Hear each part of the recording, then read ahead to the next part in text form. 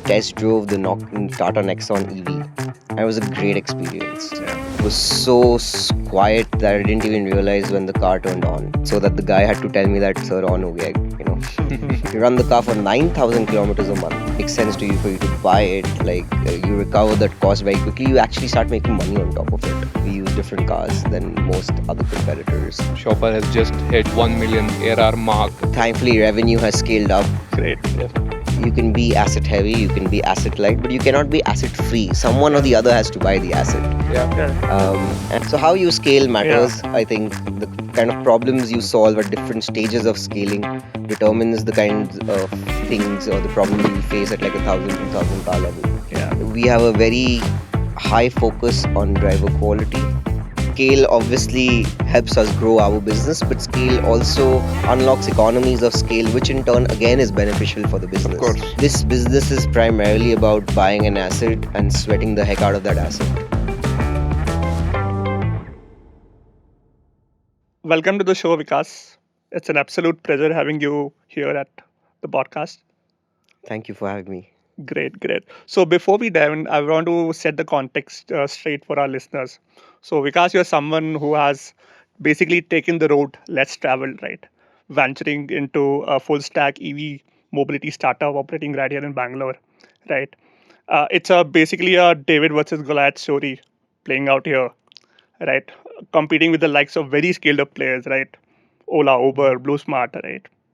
So, really excited to chat all things about your journey of building Shoffr and how you view the wider mobility slash ride hailing service in India, right? So let's jump in, right? I mean, if you can just walk us through your journey, right? How do you land up in this sector, mobility as a sector, right? And eventually start with the starting of Shoffr. And also, if you can just take us back, like what you're doing prior to this, and how has the journey been throughout, right? Yeah, I'm basically an investments guy through and through. Yeah. So all my education and pretty much all my career has been in the field of investments or finance, different parts of it. So I started my career at Goldman Sachs, did 6 months there and moved to a company called DE Shaw, where I was doing financial research. Um, After that, I decided to do a master's, went for a master's in economics and finance, and I also did my CFA before that. And after my masters, I worked in London for about 2.5 years at an investment consulting firm called Towers Watson, where it was actually a pretty cool gig. I was advising some of the world's largest asset owners, LPs, in your world, and basically investing on their behalf, negotiating fund structure with some of the world's largest asset managers. My focus was credit, alternative credit. And then I got bitten by the fintech bug. I decided to move back to India because I wasn't able to get fintech opportunities that also sponsored visas in London.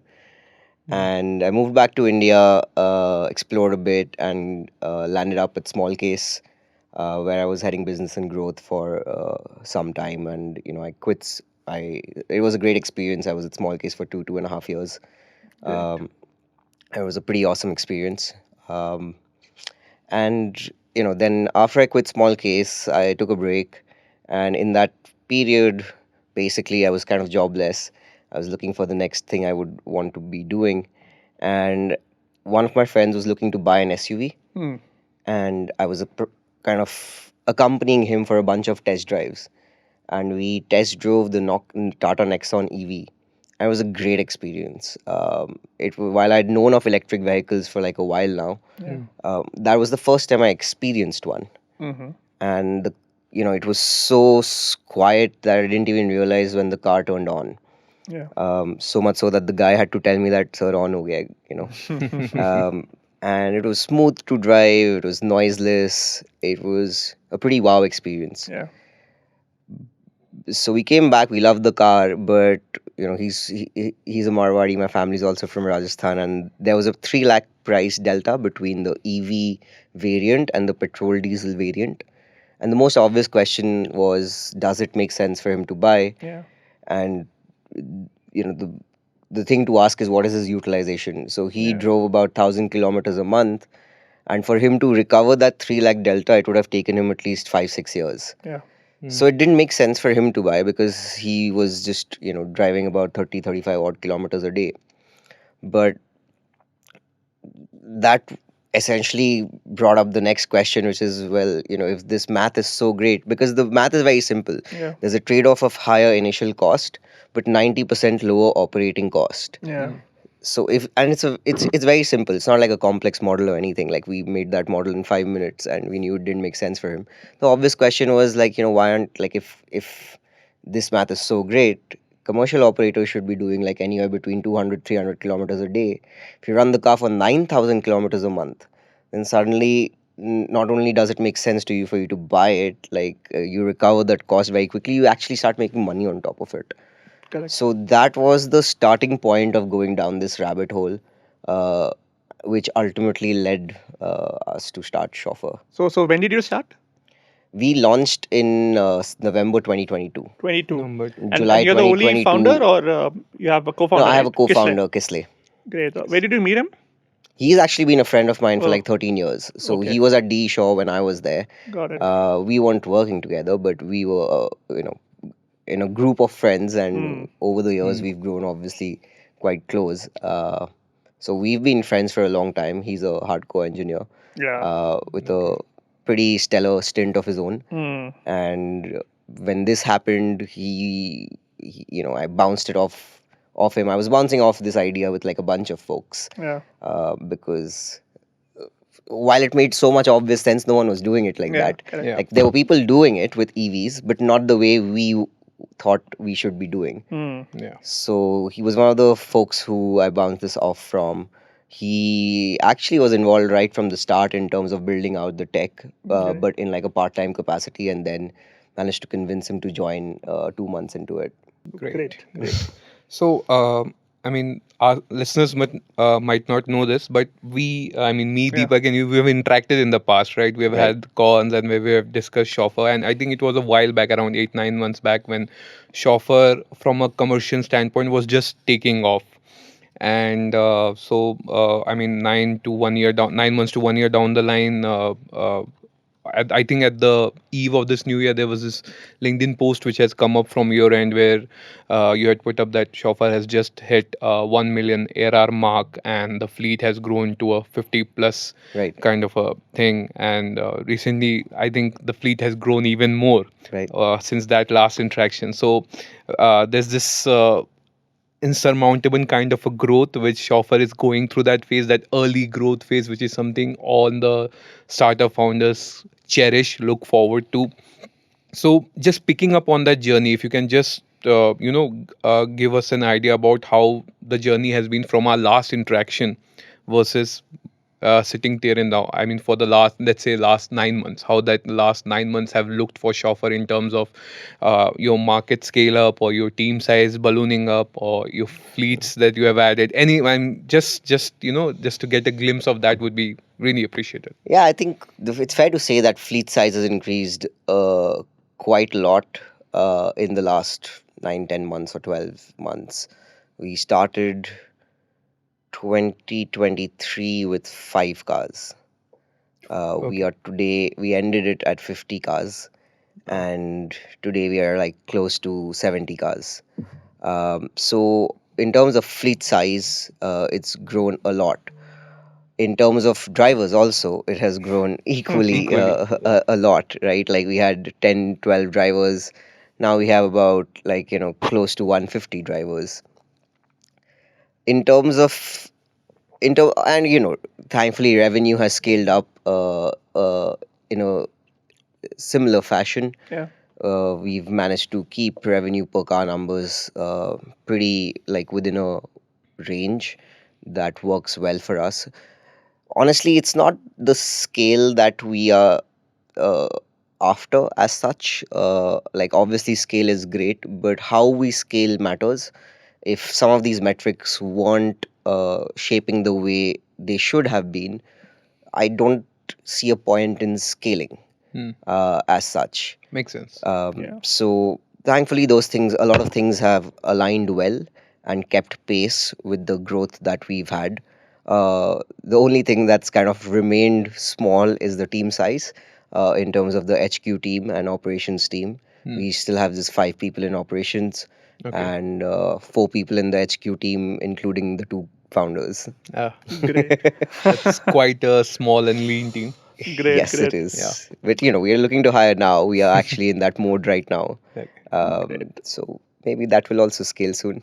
Sure. great, great. Definitely. So for our listeners who don't know much about Shoffr, like, can you Right. help us give a brief as to what exactly does Shoffr do, right? How is it different from its competitors? Because we've seen the landscape of mobility evolve in India, right? Right from the aggregator-based models like Ola, Uber, to then a full stack IC models like Meru and Carzone Rent, right? To now full stack models in EV, right? Something like a Blue Smart, or then we have a lot of regional players within each city popping up, right? We have player in Bombay, we have a player in Hmm. Kolkata. So help me understand as to how you differentiate from the competitor and how exactly what is the USP that you offer that maybe something like your competition might not be offering. I don't think there's one such differentiator. Uh, we do 3, 4 things well, which probably combined become a differentiator. Or the one obvious thing is, let's say, the car. We use different cars than most other competitors. We have a very high focus on driver quality. Not to say, I mean, that they may or may not, but we definitely do, and we treat our drivers well. So, like a bunch of most drivers that you even randomly speak to, they will be more likely to say that they are happy than not, Mm, um, and that in turn allows us to have a great user experience that we can offer to our guests. One other thing that we are very mindful of is customer support. Like, it's very human driven, not because we don't know the available technologies out there, but because it's a conscious choice to say that this actually is relevant and appreciated by a bunch of our audience. yeah. And we ourselves value that as users. Mm. So, in terms of differentiators, I think it's not one thing. Yeah. I would like to believe that we do 3, 4 things right or better than others, which in turn um, helps us provide a great experience to users who in turn enjoy the Shoffr experience. So in Yeah. terms of let's say booking a cab, right? So how long before can I book the cab? It's fair to say we are not on demand. Okay. That doesn't mean on demand doesn't happen. It Mm, does happen, but the odds of that become low. mm, But as a business or as like a offering, we are not on demand. We tell most of our guests to book at least 3 to 6 hours in advance. got it. Which that number is actually reduced a lot. Mm, Like earlier, like a year back, if you had to book, Hmm. people would book it like 2 days in advance. Yeah. And in a lot of instances, it made sense because we don't do point A to point B transfers within the city. mm. We are focused only on certain operational routes, and airport being the largest one. And for airport travel, it's actually not very unreasonable to ask someone to book their taxi in advance because their flights, by and Hmm. large, are usually already booked. Yeah. So you're basically present across all Bangalore, or like it's more airport rides that you do? So we are present all across Mm, Bangalore in the sense that our service areas are entire across Bangalore and Right. sometimes even outside mm, of Bangalore. got it. But we only do like we have 3 operational lines. One is airport transfers, so from anywhere in Bangalore to the airport, or from the airport to anywhere in Bangalore. Got it. We do hourly rentals, and we do outstation. How much percent of the total rides, let's say, comprise Oh, your right. airport rides? For us, that's a fairly high number. Like probably, definitely more than 3/4. Oh, More than great. 3/4. And I guess that's across all the, even with the competitors as well, right? No, Airport rides comprise the majority chunk, right? Or not? no. Okay. They would definitely comprise a disproportionate share of revenue Yeah. compared to the trips or the overall size. But in terms of Yeah. their operations and utilization, I don't think airports is like a dominant Yeah, thing for because any one of them. the ticket size is higher on the airport rides, right? That's why. That's correct. Yeah. Yeah. Great. So Great. yeah. So picking up from what you said, Vikas, I mean, I understand that because again, I've personally used Shoffr. I've been a Right. user of Shoffr. I've used it for a lot of my airport transits and for my family as well. So I understand that for airport transfer, Shoffr does make sense because during airport transfer, that extra luggage space is something which really takes a priority rather than what price you are paying for that, and obviously that comfort, because let's face it, Bangalore airport transfers are not similar to other metro city airport transfers. Let's be very honest about that. So I understand that it makes sense. And when you talk about Shoffr, right, I mean, again, this is just picking up from a first hand user perspective, as well as the the posts or the testimonials which are there on your websites, or which your customers put on LinkedIn. Shoffr is all about convenience and a more premier sort of, it's a better look and feel when you sit into the cab, the way the driver interacts with you. There are some accompaniments and refreshments in the cab for you to use, so it's all about the look and feel of it. And it makes sense for people to shell out a few extra bucks, a little premium, to enjoy that Yeah. experience. And obviously for airport transfer, it magnifies to that more level, because the extra luggage space and everything makes more sense. So do you think, I mean, again, entirely on your perspective, as you scale around the city, or you keep adding more fleets to your lineup, do you still think that the airport transfers to and fro will always be a dominant chunk of your business, even if you start doing a lot of intra-city, and even if you move, let's say, on an on-demand model eventually? Hmm. But do you still see, because the kind of offering that the kind of vehicle that you're offering, a big MPV, it's an MPV, right? I think that you're Yes. using, Yeah. yeah. So the MPV that you're offering, eventually the airport transfers will always be a major chunk of your business, and not just Bangalore. If you even scale out for any other Sure. city. I mean, it's difficult to say how things will play out eventually. Of course, like, I think as a business we'll have different operational lines, and revenue streams will be a lot more diversified. But it's fair to say that airport transfer market is quite big, Hmm. not just in Bangalore but in other cities as well. Yeah. And it makes sense for it to be a fairly decent chunk of our revenue, because it's a pretty good operational line to operate in. Like, we exist because we chose that route. Like, Yeah. we started with two cars, and now we've bootstrapped to, like, let's say, around Yeah. 70. But none of that would have been possible if we were doing like any other operational line. Yeah. And that's because of the dynamics of the airport transfers market. As you rightly said, a lot more things are valued when it comes to like an airport transfer, Yeah.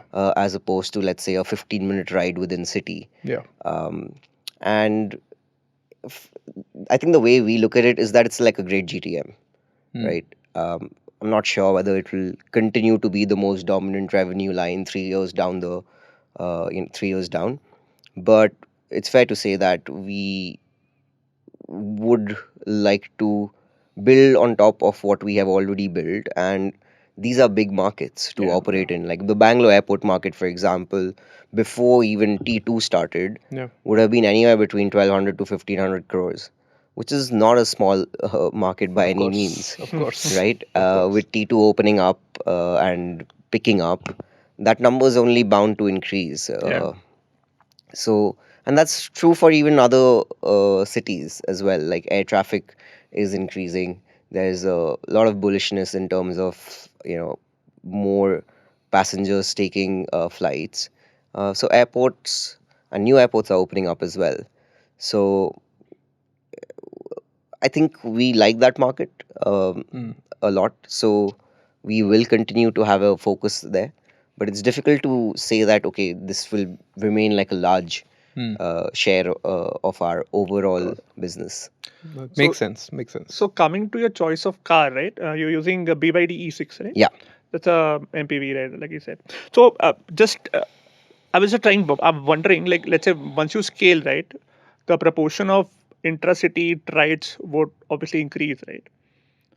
So, would then it make sense for you to have such a big car, or maybe rather you go for a a sedan or a hatchback or something like a Tigor that'll make much more sense for a short distance or medium distance rides as compared to a full blown MPV. Hmm. So, like, what are you doing on that? Like, how do you see that evolving? Yeah, you're right. Like, I think it doesn't make sense to have like a BYD 6 do an Indranagar to Kormangla Yeah. run, right? We I think it boils down more to the kinds of options available. Yeah. Right now, we are a bit short on the kinds of EV options available in lower price segments. Yeah. Um, and until such time there are more choices available, it doesn't make sense for us to kind of like go explore that market. Like mobility is a huge space. There are a bunch Yeah. of things to do. While intracity on demand grabs a lot more attention, it's fair to say that there are other operational lines in mobility which uh, might be less cool but equally happening and probably even more profitable. Got it. Understood. Understood. Got it. So, in terms of the fleet, you're saying 59 cars you have, right? Currently, We have 68 cars. 68 cars. Okay. And these are like all owned or leased? How's the split? More than 90% are owned. Some of them are leased. Okay. And we have 69 cars actually. One of them is, a couple of them are on profit sharing Got it. that we are exploring now. But by and large, all of them are on our books. But that demands a lot of capex with you investing a lot of money buying those cars upfront, right? So those are on your balance sheet, those cars. They are financed by a bank or an NBFC, But are they but they are sitting on our balance sheet. They Okay. are not leased. So let's say when you lease, right, you don't have the depreciation benefits coming to you, right? And that is not sitting on your books. Am I right? Yeah, so we have about, like as I said, 10% on lease. Hmm. Um, lease and the choice of owning the car on your balance sheet essentially boils down to like a very finance decision. Yeah. You win some, you lose some. Hmm. So in like the benefits of leasing essentially are that you can expense out the entire amount, Yeah. but then you lose out on depreciation, you lose out on GST input tax credit. Um, and it's not that leases allow you the flexibility. Like leases are also contractual agreements of a certain time period, and you have to stand by that. So they don't give you the flexibility as much as it is talked about, Got at it. least in India. Um, so it all, like for us it makes sense. Like we look at everything from like a pure finance perspective. See, this in this business, Hmm. you can be asset heavy, you can be asset light, but you cannot be asset free. Someone or Yeah. the other has to buy the asset. Yeah. Correct. And right now, I think from a pure finance perspective, it just makes more sense to own a large majority of the cars. But as you scale, let's say you want to go to a scale of 1,000 car, 2,000 car, then probably leasing might make more sense, right? At that stage. Yes and no. Honestly, Ah. it's a function of how efficient and optimized the lease terms become. Leasing also ultimately someone has to borrow money and has a cost of capital, Yeah. which then they add a markup to and pass it on to the end user. Yeah. So I don't see that as like a mutually exclusive thing that you cannot scale just on this. I think from a business perspective, it makes sense to have different a combination of different arrangements, Yeah. because it just de-risks your business while retaining some advantages. You also let go of a few things, but I think for banks, like scaling with just bank financing is not really a problem, because all banks or any creditor cares about essentially is, will they get their principal and interest back? Yeah. And that boils down to the cash flows of the business. So if the business is doing fine and healthy, no bank will ever have an issue in lending you money. Yeah. Because I'm asking from the point of view like you're a very new age startup, right? So banks usually hesitate in giving out loans Yeah. because you don't have a equity base Yes. and the cash flow predictability is very low, right? From that angle, I'm asking. But yeah. See, some of the challenges now a lot less challenging for us. That was a very big pain point in November 2022 when we started out, or like in Okay. October, right? Because creators love track record. As a new Yeah. company, you don't have a track record. It's a very interesting chicken egg problem, because we need cars to generate revenue but To to get the cars, to you get need. cars you need to show a track record of Yeah. revenue, Yeah. right? And as a new company you don't have that, so it's more of a struggle at the Yeah. start. After like 15-20 cars and like cash flows, of a certain amount, Hmm. banks also see that okay, GST returns are being filed, this is Yep. actually what they are Yeah. making. The cash flows are far higher than, let's say, whatever the EMI components are.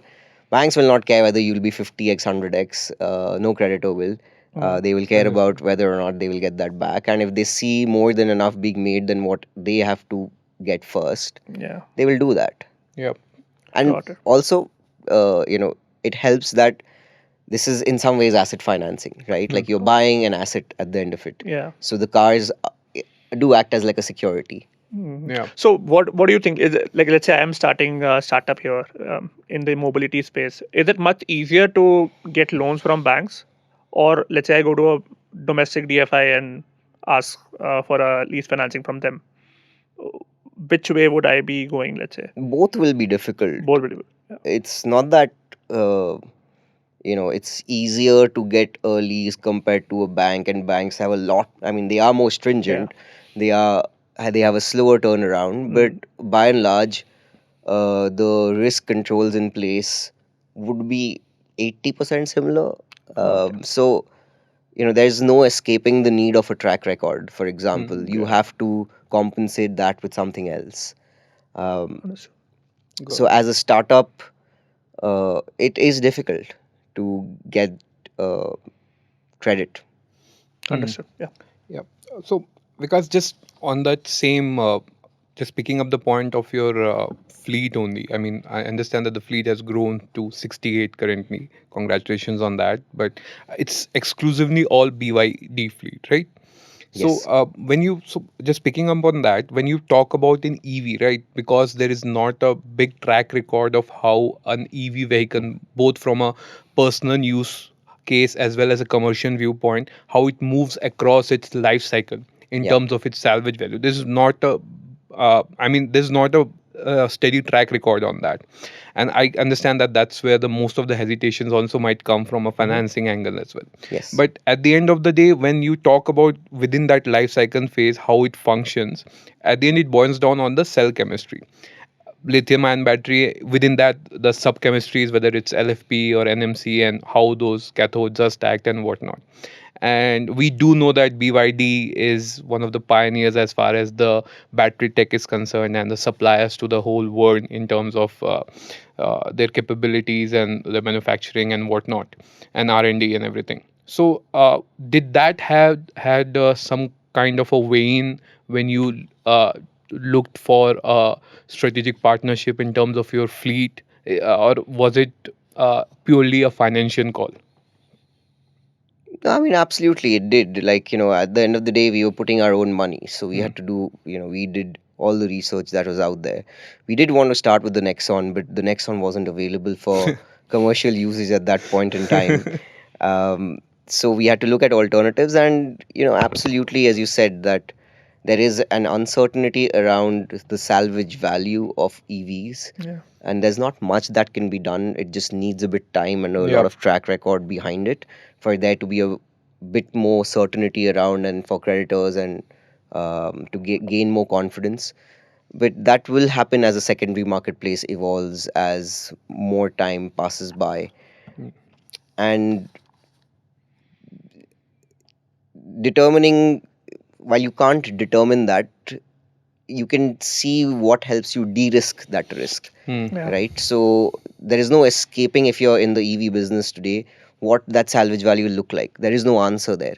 But you can kind of de-risk yourself, saying that, look, okay, maybe we don't know what that will look like, but at least while India may have like a track record of only 3, 4, 5 years, Hmm. in other markets there are cars available with a longer track record, which helps you build a bit more confidence in your model. Yeah. um, and looking at that, taking kind of those cues, uh, the fact that BYD has been around for a long time. The E6 model actually has, I think, if I'm not wrong, been around since 2010 or Yeah. 2011, Yeah. which is as far a track record as one can expect out Hmm. of any EV today. Yeah. So, Understood. the credit analyst in me basically just appreciated that a lot, that the fact that it has like this kind of a track record. And it's a space where there are a lot of uncertainties. So, the fact that they've been working on it for like 12, 13 years obviously helps build confidence in Hmm. that product. And just a two-fold question to this, just a follow-up on this. So when we talk about this fleets, right? Earlier, when the place was primarily dominated by Ubers and Olas, a lot of fleet management companies came into the picture Right. who used, because Ola and Uber were working on aggregated kind of a model, asset right. So these fleet management service providers were a kind of a key drivers for them. They were providing the fleet, managing the drivers and everything. And now when full stack EV based players like Blue Smarts and you and others who have come into the picture, we have seen that these fleet management providers have also introduced EV fleets, Hmm. which they are again offering to the aggregators like Uber or Ola, but also to these full stack players like. So, for example, let's say Everest Fleet, one of the Right. bigger ones, if I have to just put out a name. So, do you see with time more of these kind of exclusive fleet management service providers catering to EV full stack mobility players like yourselves and Blue Smarts? And do you see that kind of collaboration working for you, where you don't have to actually keep on owning the assets on your books, and as and when you scale up, is that something that makes sense for you when it sort of presents an opportunity? Yes. I mean, look, I think someone has to own the asset, Yeah, right? You of can. course. uh, So right now, I think the challenge is that the driver ecosystem isn't ready to really own EVs, and Mm, rightly so for a bunch of reasons, because the kind of exposure they've had to the EV cars doesn't really sit well in their mental models of how commercial cars should be. So they mm, don't have the conviction to buy EVs, and I would, as I said, for right reasons by and large. Um, I think the evolution or the springing up of a bunch of fleet operators operating on aggregators is kind of inevitable, and like, or rather a very smart move, because this business is primarily about buying an asset and sweating the heck out of that asset. Yeah. mm, You cannot do that as an individual driver who owns the car and then runs it for only 16 hours and lets go of another 8 hours in the day, right? So these these are these are industries which don't offer a lot of margins historically, right? With EVs, of course, that has changed right now, mm. but historically they didn't offer a lot of margins. So you want economies of scale to be in place, Yeah. which becomes very difficult if you're an individual driver working on an aggregator, because the aggregator doesn't really, it just aggregates the demand and then distributes the supply, Mm, demand and supply, and kind of like matches that, yeah. Yeah. right? But there are economies of scale, let's say, in terms of buying cars, maintenance of cars, that are all lost out on. And those economies of scale are things that really help increase those margins, Hmm. which in turn gives anyone a competitive edge. Sure. So I do see a place for a lot of fleet management companies. And a lot of the work is in terms of making sure that the operations run smoothly, Hmm. right? So there is a lot of merit in that. So Makes sense. because Thanks. let's say in future, one of the competitors that Dinesh talked about, right, which is basically onboarding these fleets. Mhm. So let's say they come up to you and say that, okay, why don't you get on my platform, Right. right? And obviously, I'll be acting as a lead gen for you, right? So would you be willing to do that? And the follow-up question is, let's say, now why would you be doing that? Because just tell me, is there a demand problem or a supply problem? Because they'll give you the demand, right? But what I assume is it's more of a supply problem. You Mhm. are obviously getting a demand through in and throughout, right? So can you help me understand that? I do believe it's more of a supply problem and a quality of supply problem, Yeah. not necessarily supply in absolute numbers. Hmm. So the problem is mostly on that side. Like, the demand exists. I Yeah. don't think the demand stops, or like, is it's kind of a market where you have to generate demand, go out and market this Yeah. product to like a user. Mobility is a very basic urban need, so people, Yeah. obviously need that. um, I think who gets to capture that demand is like a different dynamic in terms of function of many different things, but the demand exists. It's like a Yeah. very big market across India. Demand is definitely not a problem, and it's a very basic industry, services industry. It's mostly on the supply and quality of supply side where the issues exist today. So, coming a follow up on that, so we've seen a lot of these regional players popping up, right, Right. in each city, right, in Delhi, in Bombay, Yeah. in Kolkata, right, and that's because each city has its own nuances in terms Yes. of in what level of maturity cycle they are in terms of infra or capex. So, going forward, let's say in the next 5, 10 years, how do you see it evolving? You'll have these regional players across all these cities, or even like a one pan India company coming out of there and capturing the entire market. So how do you see the space evolving here? So 2 points here. One is on the regional players popping up. A lot of these regional players popped up with EVs. Yeah. They weren't there as such with like ICE, Hmm. when it was a purely ICE world.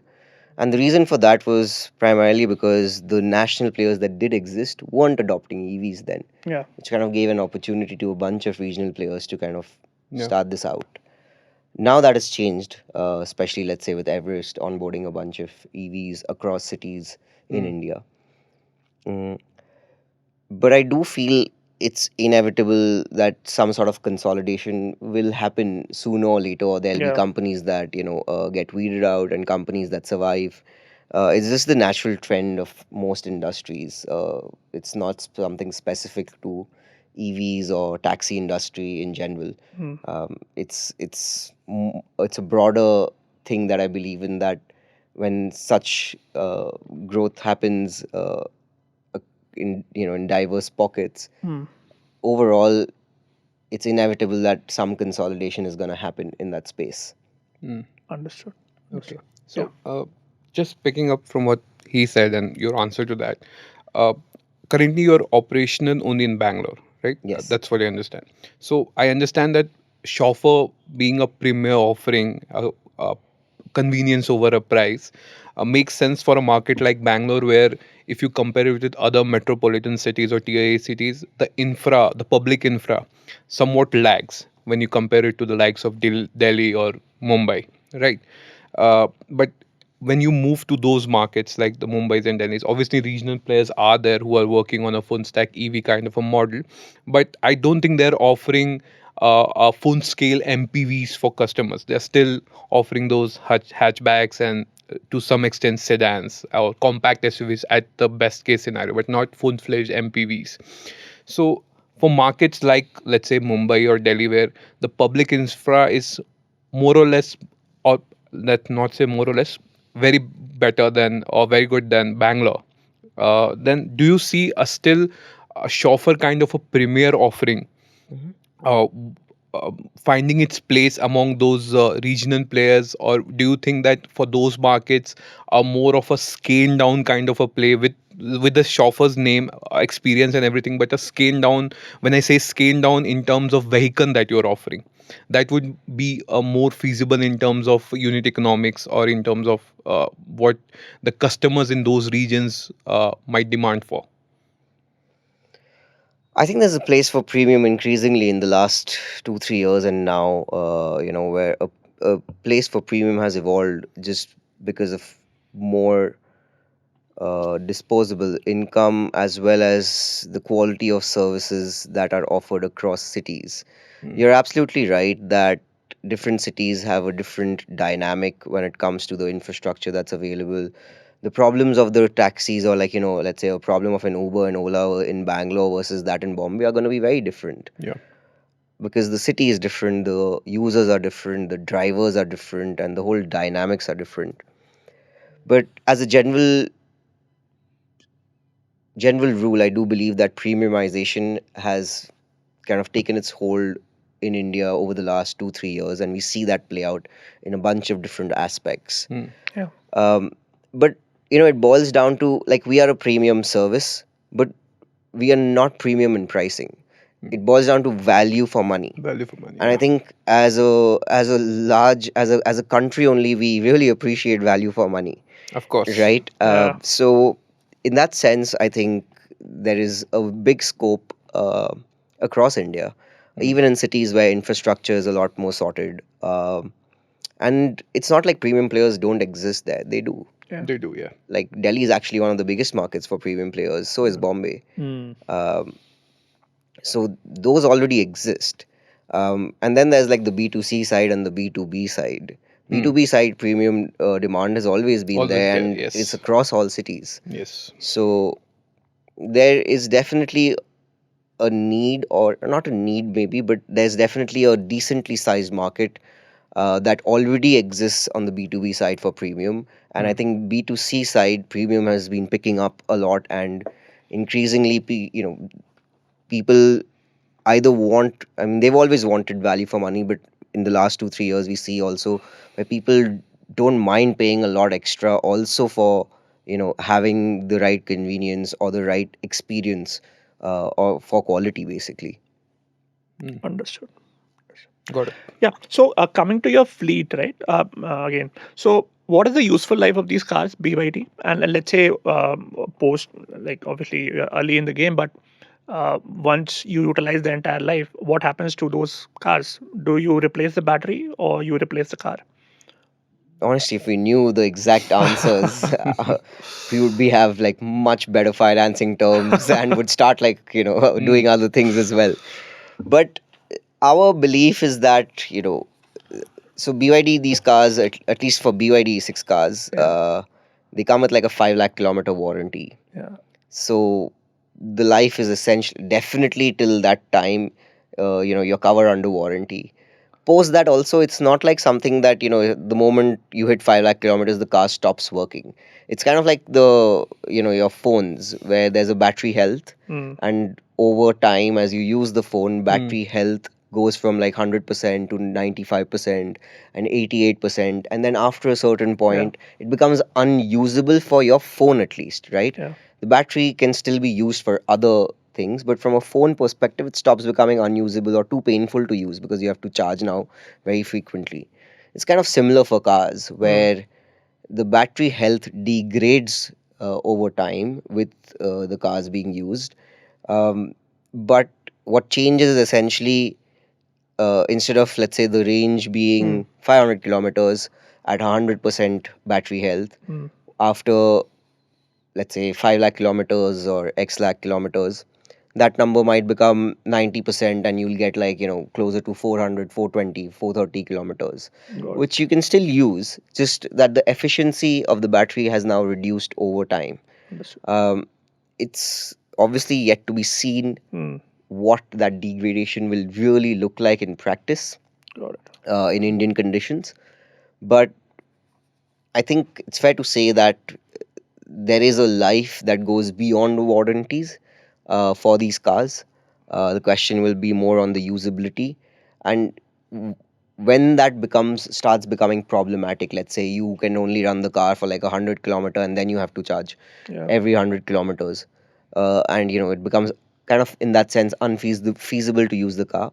It makes sense to kind of either replace the battery, uh, and the battery that gets replaced as well, like, you can do other things with that, because these are big batteries. So the usable life is something, obviously, that everyone is trying to answer better today.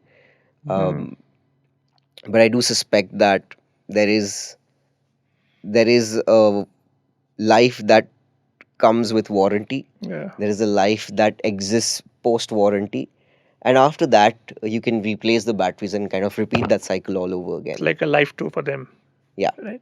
So total life is around, like, I would say 10 years if you take into account uh, two lives. Life one might be for 5 years, Yeah, right? at least it should be 10 years at least. Yeah. How big is the battery in BYD? 71.7 kilowatt. Got it. Got it. And how much time does it take to charge, let's say, on a fast charge? So, I mean, fast charges can be like a 30 kilowatt or a 60 kilowatt or uh, like a 120 kilowatt, right? So, if you charge on like a 60 kilowatt, that'll be to us. it will be 1 hour, 5-10 Five minutes. minutes.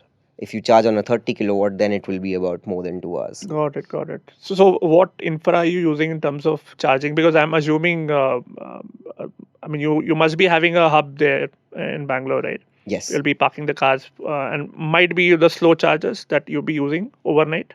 How is it? We have a hub for sure. What we realized is if we do a job well, cars are never really parked there at the hub. But to answer your question, we use a lot of public infrastructure for our charging needs. So we have a pretty good partnership with Shell, a few other CPOs as well, and we use their infrastructure currently. And what is the cost? The cost varies across CPOs.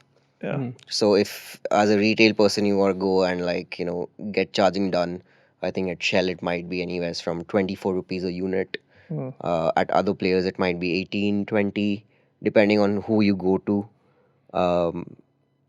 So the cost is not insignificant, I would say. Obviously, charging when you're charging at home, that's when the cost becomes the Yeah. cheapest. But then the downtime is also higher on the flip side.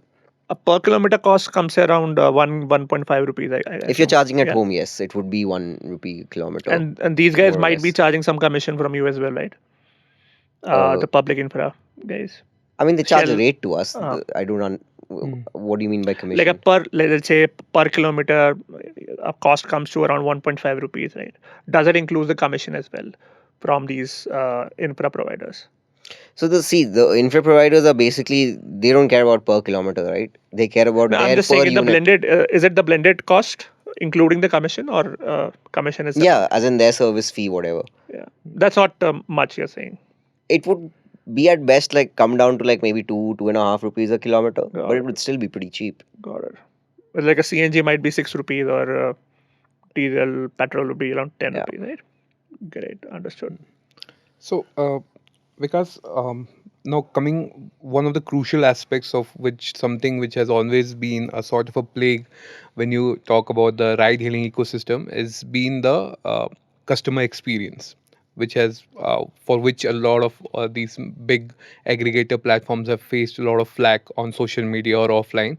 The kind of experience that they have got while during the rides, be it the AC is not working, or the rude behavior of the driver, or the cleanliness of the car and everything. And it all drives from the fact that since all these were aggregator models, and the drivers were incentivized on the number of rides they do, the kilometers that they cover, so everything used to boil down on those factors, and nothing there was no benchmarking in terms of their own personal behavior towards the customers, right?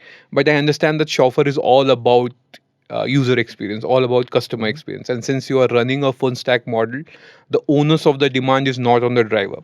Right. It's on you. You are the one who's creating the demand. The driver just needs to be at his best behavior around the customer, right? So, just picking up on that, are the drivers' incentives? Uh, let's not talk about their fixed salaries, but I understand that they must be incentivized on their behaviors, their patterns, or on those qualitative aspects of things which were earlier missing in that mobility space from a customer viewpoint. Are those the parameters on which they're incentivized? And if yes, how do you measure that? I mean, because those are very qualitative things. Those are not something which can, Yeah. read from the odometer, or, track it via a GPS or something like that. So how? What about that? Yeah, we incentivize drivers only on good behavior, Okay. and that's because I am a firm believer in the power of incentives.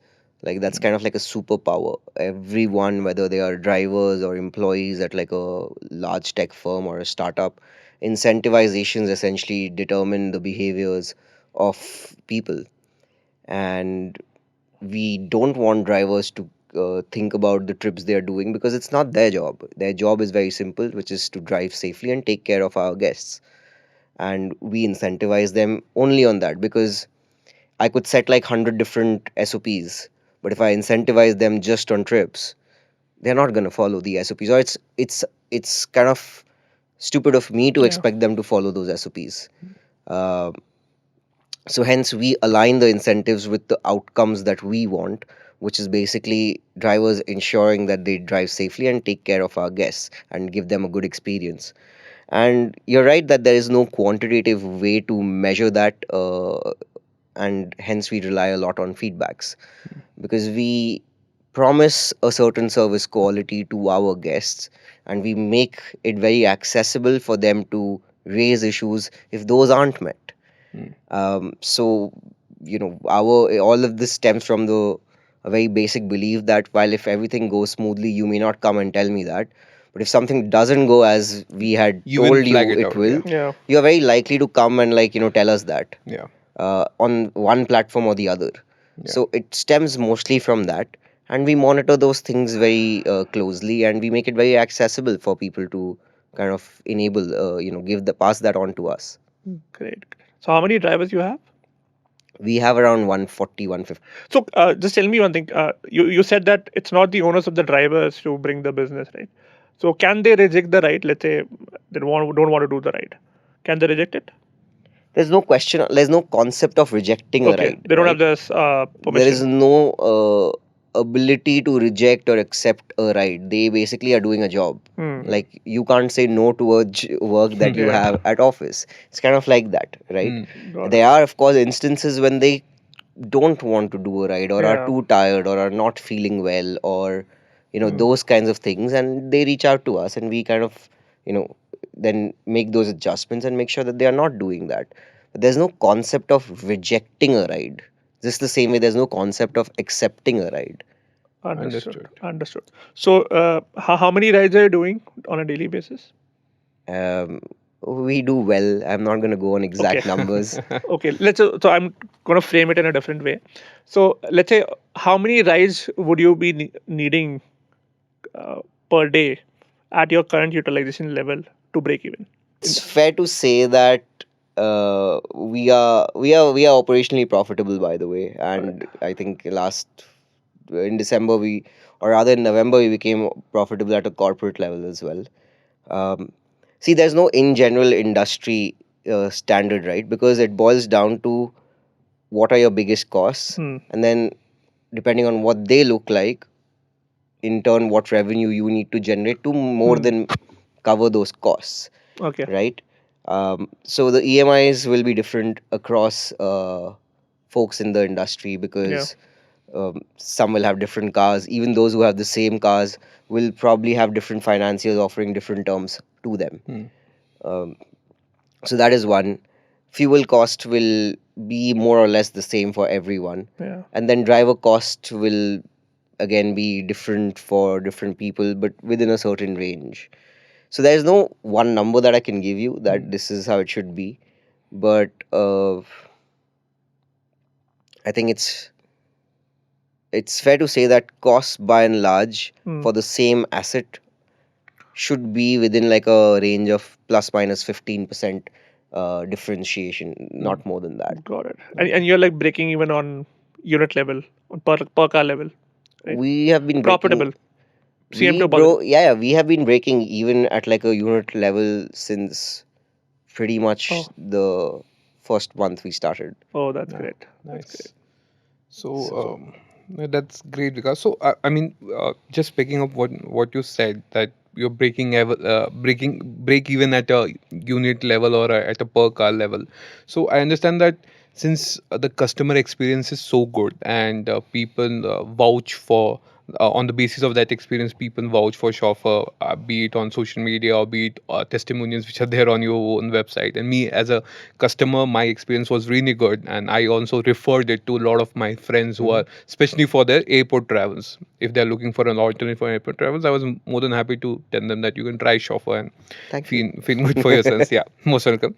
So just coming up on that, so just extrapolating on that fact, what whether the word of mouth has played a sort of a very organic kind of a marketing for you where so because I don't see a lot of Shoffr advertisement at a even at a local or a hyper local level anywhere, right? You don't see Shoffr ads on social medias or anything like that. So is that because the word of mouth is playing so well for you that you don't need to market it, and because of as a function of that you are able to keep your CAC or marketings at the bare minimum and still ultimately be profit at a per car level? Is that something which is working well? Yeah, it has worked beautifully well. Like we have grown only because of word of mouth. Yeah. Uh, Okay.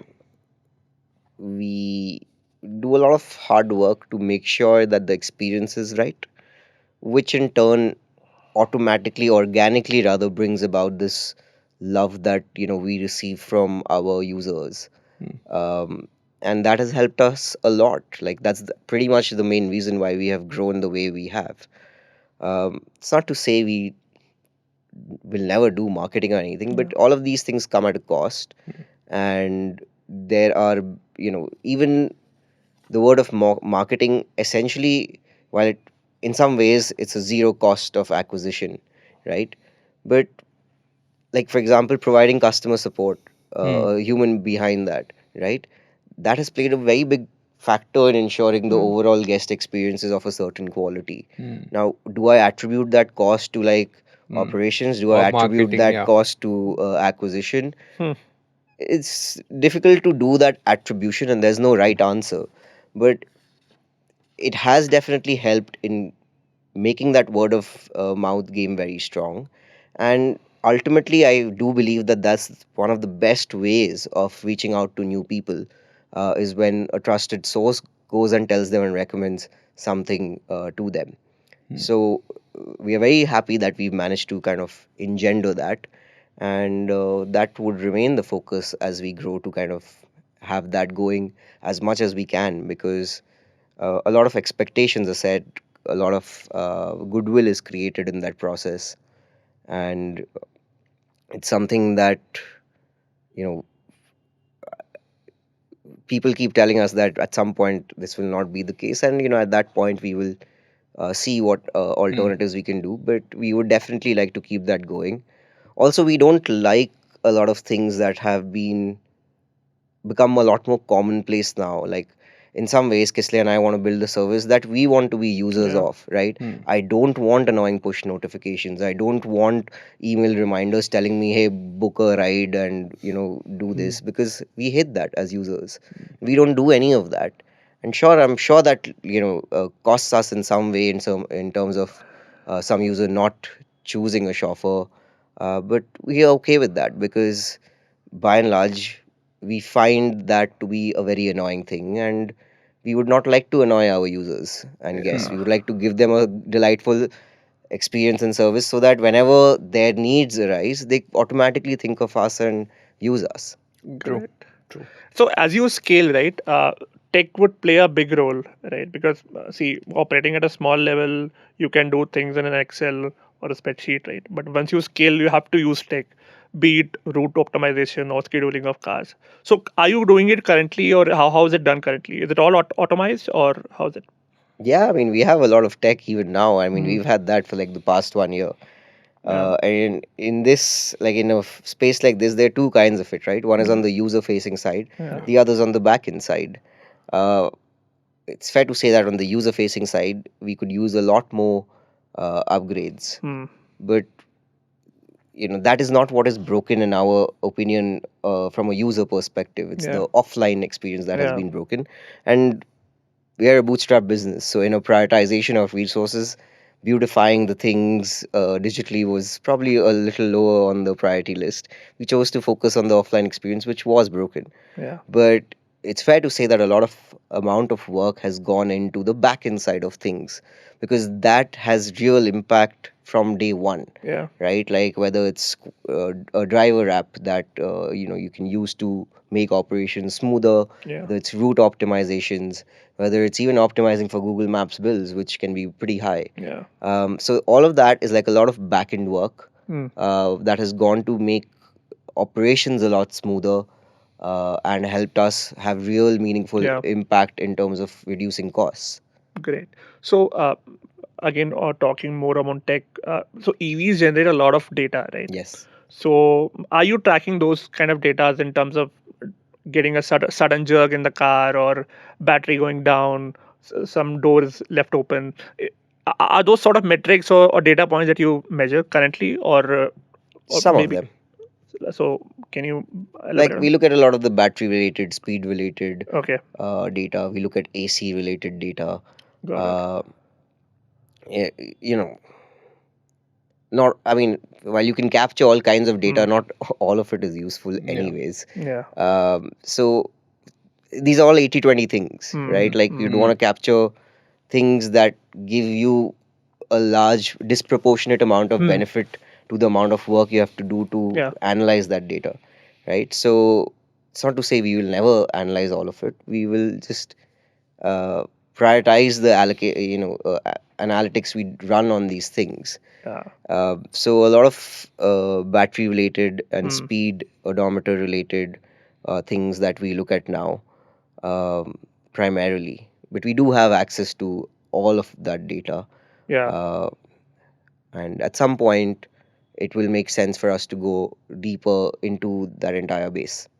Great. Understood. I guess it makes sense, right? Once, let's say, once you go from a 68 car to a 1,000 car, right?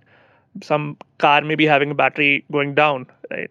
You may loop into the nearest charging infra, right? That kind of a tech will enable you to do that. That kind of tech is Yeah, already there for that's us. there. Okay, Like we know the charging status of the okay. cars or where it is, Hmm. and the next step is basically integrating with all the different CPOs that Yeah, are yeah. listed out or mapped out, Hmm. and then that is fine. Like That's that good. is not that complex, or Hmm. rather it might be complex, but we are already like a great way there.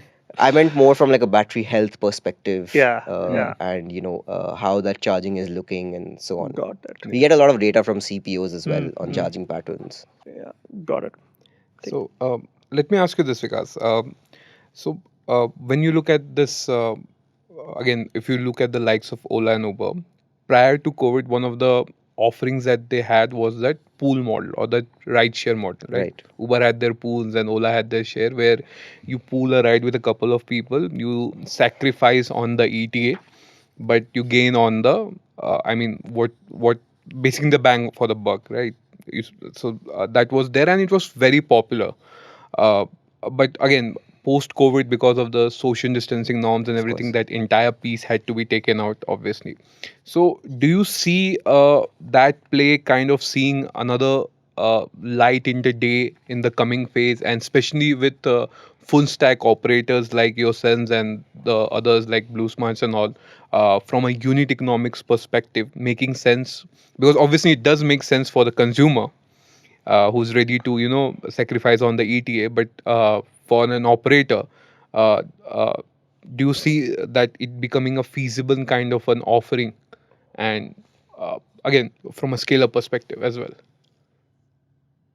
The honest answer is I don't know.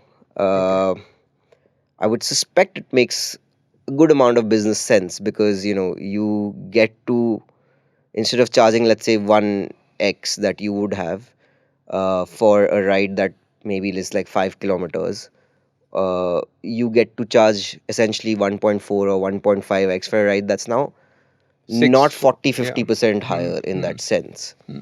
or in terms of the time taken. And from a user perspective, I mean, I personally used to really like it earlier Yeah. for certain use cases. Yes. Yes. Of course. Um, I think it's interesting. I think it's fair to say that these things work better at scale as opposed to it's easier to Exactly. do it at Hmm. smaller Hmm. scales.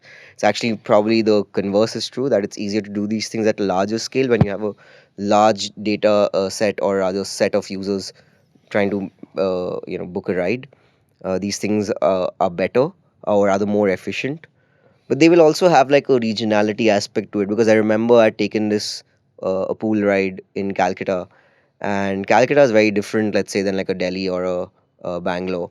True. There, like I took a pool ride, and it showed like, okay, this car is like 2 kilometers away, which would not mean much in like most cities, but in Calcutta that 2 kilometer was like 25 minutes in a Hmm. journey which I would have otherwise taken 35 minutes. Hmm. Yeah. So, now that might be like a specific regional problem to solve for, but as a consumer, as a user, I definitely loved the fact that I could get something for like half the price or like 60% of the price, Mm.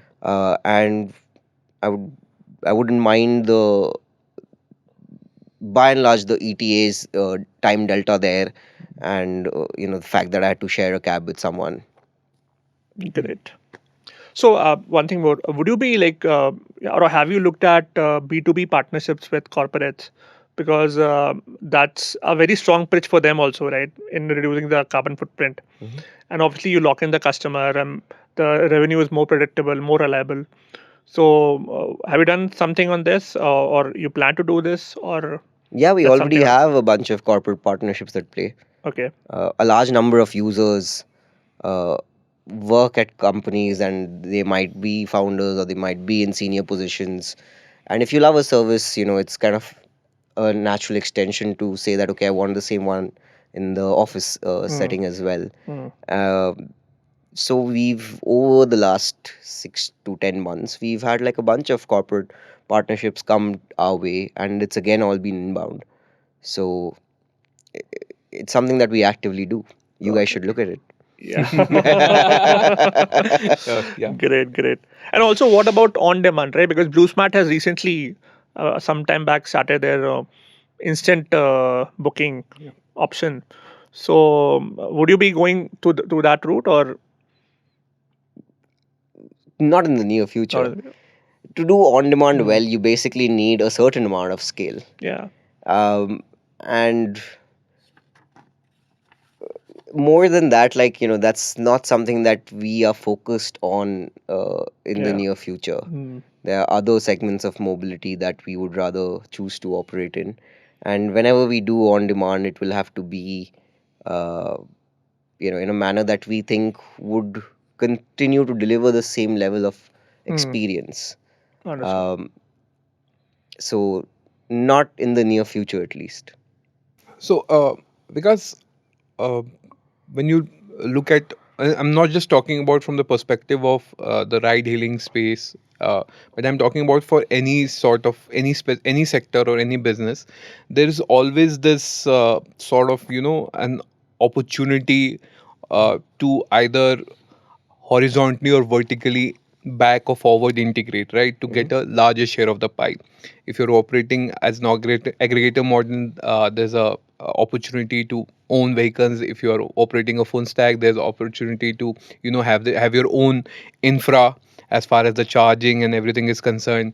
Again, there's a play from a financing angle, that you start Yeah. financing the vehicles because you have data on you have first hand data regarding the usage of the vehicle and downtime and everything, so you have better granular information, if I can say. So on those options will always be there as and when Mhm. you are working in a particular space. So just wanted your take in terms of your future plans moving forward, or even if you're working out of currently Bangalore, but even in at a one city level, do you or do you plan or do you foresee those kind of sort of integration synergies coming into play? Yes and no. See, I'm a finance guy, so it all boils down to return on the capital that you employ. Everything, yeah, everything boils down to that. So there are a lot of optimizations to do in all aspects, right? But I think there's a time for everything. Hmm. And as a business, we don't want to lose our focus on where the meat is. Okay. And right now, where we have chosen to operate is where we believe the is the meatiest part of this entire pie. Hmm. So one is that. The other is that there's a lot of value in having the right partnerships as well. There's value in vertical integration. There's also a lot of value in having the right partnerships so that you as a business can focus on the things that you do well. Hmm. So there's no one answer. At some point, given the situations and how they evolve, this answer might change. But for us right now, it makes a lot of sense to kind of have the right partners, build those partnerships, and focus on what we think we do best. Focus on one thing, make Yeah. get that right. Yeah. Which we also, incidentally, also believe is like the meatiest part of the business. Yeah. right? Like if we thought that our capital is better utilized in like a charging business, we would not be running a fleet. Hmm. Makes sense. Great. So the other question was like, see, with scaling, right? With scaling, your efficiency, your service quality, it sometimes goes for a toss, right? And we've seen that thing evolving across your own competition, right? So how do you see that thing evolving? Like, let's say you are operating at 1,000 car or a 2,000 car level. Would you be able to maintain that kind of same quality that you be offering, let's say, at a 100 car or a 50 car level? Yeah, we believe so. I mean, I think it matters as to how you scale, Yeah. right? Like there are problems that become more difficult to solve at a 1,000 car level scale. So if you've not solved for them at like a Hmm. 10 car or a 100 car scale, it becomes increasingly more difficult to solve for them suddenly at like a 1,000 car scale. Yeah. So how you scale matters, and we do believe that even with scale we will be able to maintain that quality uh, because of the way we are building our business. Hmm. I don't think it's like a. I mean, it's fair that a lot of people believe that things devolve with scale because a lot of track record has been like that. Yeah. But there are other examples of enough companies who have scaled and their service quality hasn't suffered as much, Yeah. both from within the industry and even like, in outside the industry. Within the industry, there are a lot of B2B players that are at decent scale. Hmm. Their service quality is still amazing. Outside the industry, like there's Taj, Yeah. which, it's still Taj. And they have a bunch of properties now across India and the world. And, no one questions their service Hmm. quality, even though they have a lot of scale. So, how you scale Yeah. matters. I think the kind of problems you solve at different stages of scaling determines the kinds of things or the problems you will face at like a 1,000, 2,000 car level. Yeah. Because I'm asking because one of the competitors, right, they've recently started the search pricing Right. as high as 15 30%. It's not as high as, let's say, 3x of what Ola Uber used to charge. But during office hours, they've recently started search pricing, right? Yeah. So, I don't think they call it surge. yeah. I mean, the nomenclature might change, but the hit on the pocket is the Yeah, same. it's the same, right? Great, great. So, uh, again, picking up from the scale part of things, right? We have talked throughout this conversation that you are running it on a completely bootstrapped, right?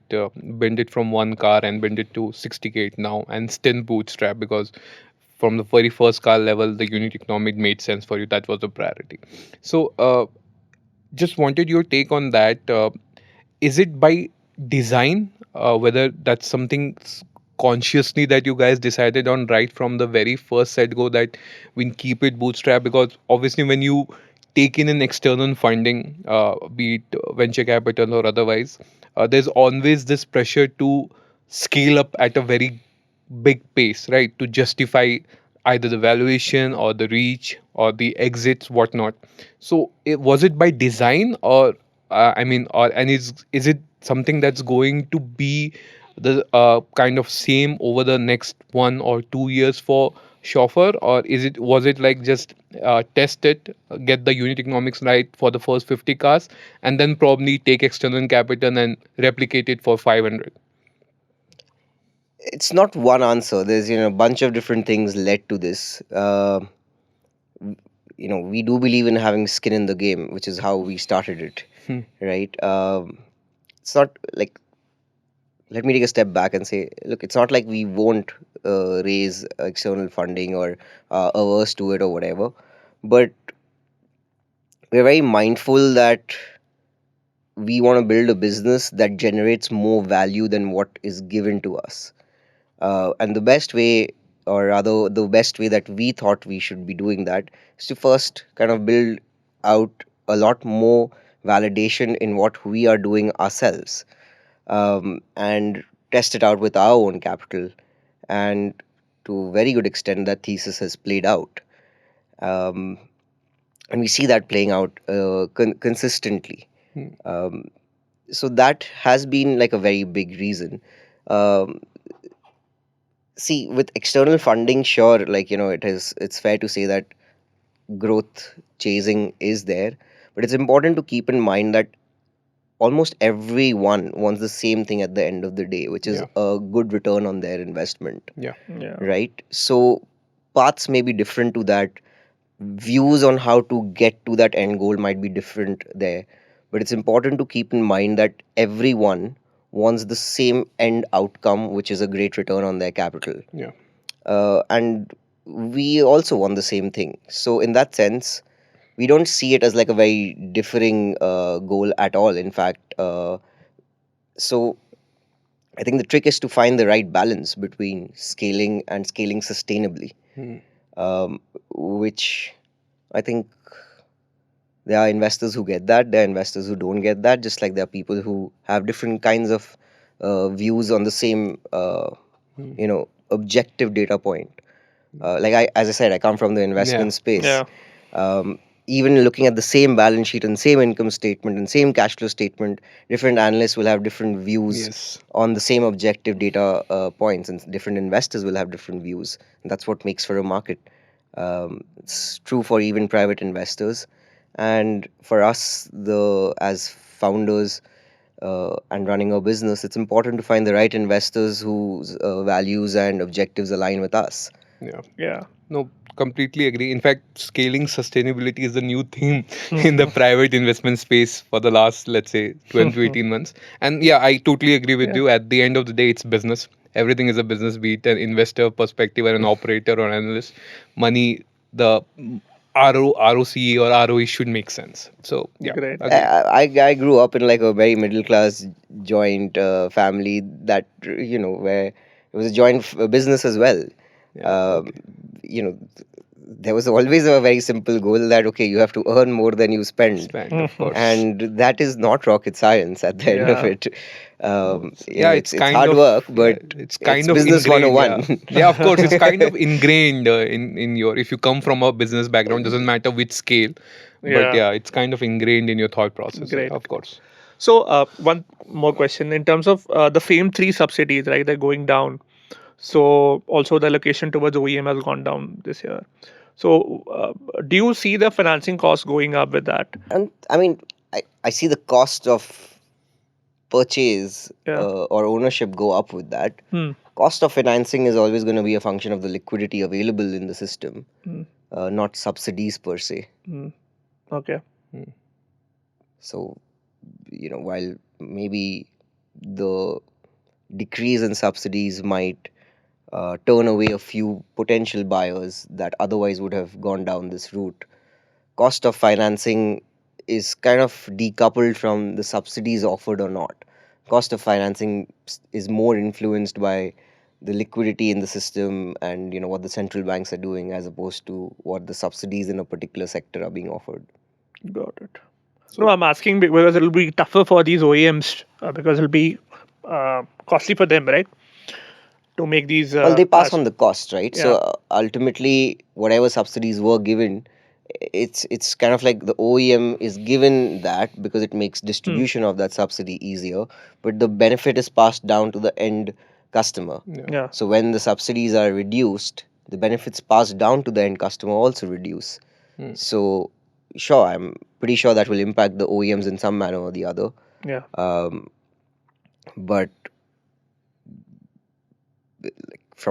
purely from a cost of financing perspective, if let's say there's a lot more liquidity in the system and you get interest rates at like 6% or 7%, that might still far more than make up for whatever subsidy loss that has happened. But then it'll again cost you more to buy those cars, right? Yeah. Yeah. That's okay. Great. Understood. So one thing more, right? Your one of the competitors, they've recently got carbon credit certified, right? Right. So what are your views on this, right? I mean, do you see it as a big market for revenue because it's a big market in US, right? Yeah. I don't know how viable and how sustainable is the revenue from carbon credits in India as of now. Mhm. So, what do you think about it? I mean, even before I started this business is something that I'd looked at. Carbon credits trading has been like a big thing that has evolved in the last 3-4 years in other parts of the world. Hmm. It's inevitable that this will happen in India as well. I think a lot of regulations are being discussed Yeah. and guidelines need to be set on this right now. um, Selling 1 unit of carbon has like the prices vary and fluctuate way too much depending on who you're selling to and Mm. which market you are selling to and how that carbon originates, rather that credit originates. The quality It's of that carbon credit also. Yeah. Yeah, it's something definitely for us to be very mindful of, Yeah. because this is a space where I see a lot more things happening, or like this as like a business, kind of like evolving a lot. Yeah. It's basically the world has figured out a way of trading Yeah. Yeah. something, Mm. right? Yes. And anytime that happens, I feel like there's a lot more uh, things that are built on top of that, and I think that would be true for carbon credits as well. It makes a lot of sense for us to uh, keep a track on what is happening and be ready Mm. to capitalize on these developments when they become a bit more feasible. Understood. No, Correct. makes Yeah. sense. Makes sense. In fact, I think government has published their carbon credit trading Yeah. scheme, that Post that CCTS. only they've got certification. Yes, and I think there are few companies who are working towards this Yes. creation of carbon credit validation with registries and then trade of the same. But I think primarily they are in that agri-taste space where they're working with farmlands and farmers to do Yes. that towards sustainable farming and generating carbon credits from there. And we see that catching up with other sectors as well. So one thing, because just so on your scale up plans, right? How does it look for Shoffr in the next 12 to 18 months in terms of your scale up? Are you going to stay concentrated in Bangalore and focus on increasing your fleet size and move towards more as close to as an on demand kind of an offering as possible, or whether you plan to move into other cities, target other metro cities? How does it look like for Shoffr in the next 18 months? We do have a bunch of different plans around scaling, right? I think putting cars on the ground is not really a challenge as such. Um, how we scale, as I said, was referring to earlier, is like something that we think a lot more about. So, in terms of immediate scaling, I think it's important for us to build out the right kind of team. That is where a lot of the focus lies. There are there are quite a few cities that are on our radar, which we will explore, let's say, in the next 6 to 12 months. Okay. But beyond that, like we don't think of like having a fixed X number to attain in terms of the number of cars Yeah. to go there. What we think of is more like, okay, if we are running a 70 car operation or a 100 car operation, is the business doing what it should in terms of, let's say, cash flows and margins and profitability? Because scaling can always happen if those metrics are fine. Yeah. So while we do have quite a few plans in terms of, uh, let's say, these many cars in Bangalore and a couple of other cities, um, and geographies to map out, I think we are equally mindful as to like there's no rush in terms of getting there at the cost of other things. Yeah. So I'm not sure if that's like a helpful answer. No, it So helps. It Because I helps. don't want to give out specific yeah, numbers. No, no, makes sense. Uh, makes sense. Yeah. Makes sense. And yeah, the entire there's a economics attached to scalability as well. So yeah, it Yeah. makes sense, of So course. you did. See, we are all for scale. Let me put it like Yep. this, right? Yeah. Both because scale obviously helps us grow our business, but scale also unlocks economies of scale, which in turn again is beneficial for the Of business. course, of course. It allows us to have more different, different kinds of partnerships in place, which only happen like when you're of a certain size, Yeah. when your brand name has become, more widely known. So we are all for scale, Yeah. but we are mindful as to how we scale and how we get there and the quality of the service staying at like a certain level, if not improving. No, definitely makes sense. See, So ideally, things should improve with scale, yeah. Ah, of course. right? That's the So point. that's the kind of way that we want to move ahead and forward. So Vikas, we were thinking of having a short rapid fire round with you, Okay. right? So let's start. Right? Fun. So if you had to drive one car for the rest of your life, would it be electric or ICE? Electric. Why? It's I love the power and the pickup and all of that, and it's very smooth. It's noiseless. Yeah, great. So which tech giant or automotive company would you dream of collaborating with for Shoffr? Tech giant Apple. Or any? Okay, why so? I love Apple. Okay. They have like good focus on experience. Great, great. And if we talk about EV giants, In terms of EVs, Yeah. Tesla. Great. We already do with BYD, Yeah. so yeah. If you could wave a magic wand and change one thing about Bangalore's traffic, what would it be? Um, the way roads are designed, and just potholes. are they designed? I don't think they're designed. Yeah, Okay. So name one company in tech or mobility space which inspires you the most. Apple. Okay.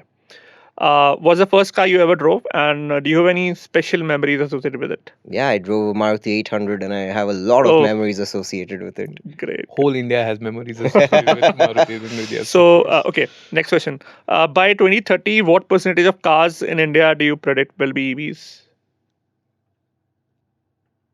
I don't know, 10 to 15%. Just that.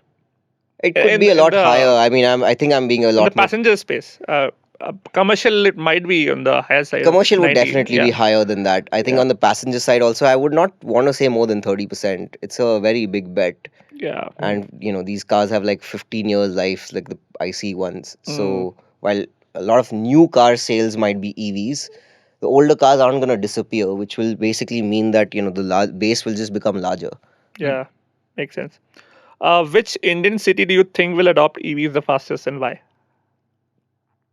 I think Delhi is already winning that race Oh. because of, I think, why will always be for a new thing around the benefits and subsidies that enable a change that can Yeah. only come from the government policies. So adoption of anything new will be a lot more driven by that. So Delhi is already winning that race. I think with things stabilizing, I actually think a lot of tier 2 tier 3 cities will where we see a lot of adoption overall in EVs, not necessarily four wheelers, but including two wheelers and three wheelers. Got it. Got it. If you could solve one Indian urban mobility issue overnight with a magic wand, what would be? Public infrastructure. Yeah.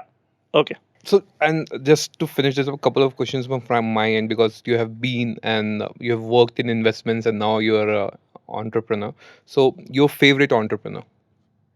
My favorite entrepreneur.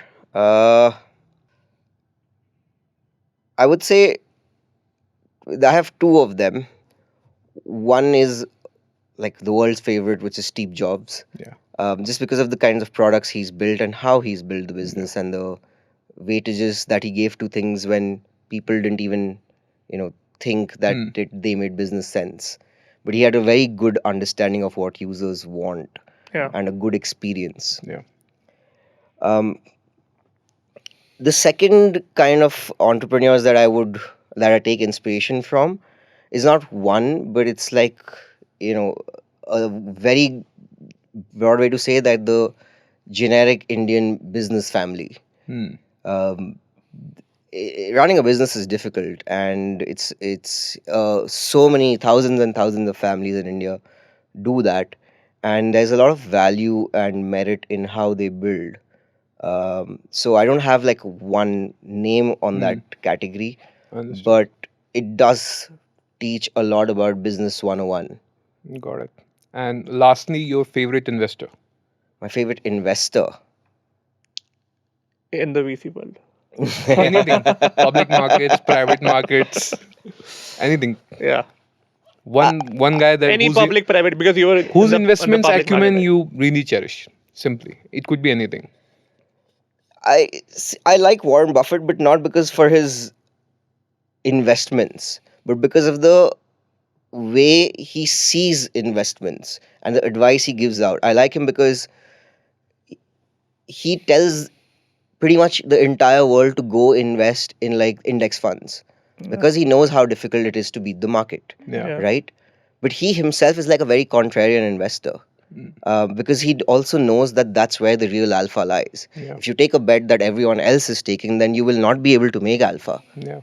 So I like him mainly because of not only obviously he's obviously by far the most successful investor, Yeah. but that's not it, right? Like it's mostly about how he understands that so beautifully that he knows what he can do, but he knows also what to tell others to do. Yeah. True. True Makes that. sense. And last one, you Yep. have any? No, I don't. One piece of advice you'd give to your younger self.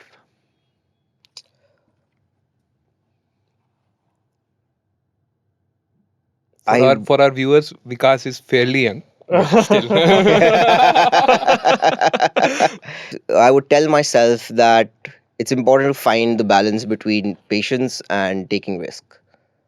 Makes sense. I have been more on the side of taking risk, less on the side of being patient, but there's value in both. So, to my younger self, I would say that. I To think- others, by the way, by and large, in general, like the viewers, I would say that take more risk because I feel that a lot of people don't to the extent that they can Yeah. for a variety of reasons. And if you have genuine reasons, it's fine. But take more risks, ask for help. Uh, and, I do believe that while you can get lucky, it's far better to take your chances Yeah. than for waiting for things to happen. No, definitely, definitely. Great. So I think we'll wrap this up, Vikas. Yeah. Once again, thank you so much for taking out time to do this, and all the very best to you and Shoffr. Obviously, me and Deepak are going to be keeping a close tab on Shoffr, both Yeah. from users as well as analysts, and on the very best Thank you so to much. your Great, great. upcoming journey. So I guess Shoppr exemplifies doing the business the right way, I would say, right? Because from the choice of cars to the routes that you've taken, right, to maintaining the fine balance between profitability and customer experience, right? Doing a great job. So lovely chatting, and hope to see you again next time. Yeah, thank you for having me. This was Let's great. let's do this again. So once Shoffr hits a thousand great. car benchmark or something like that. Great, great.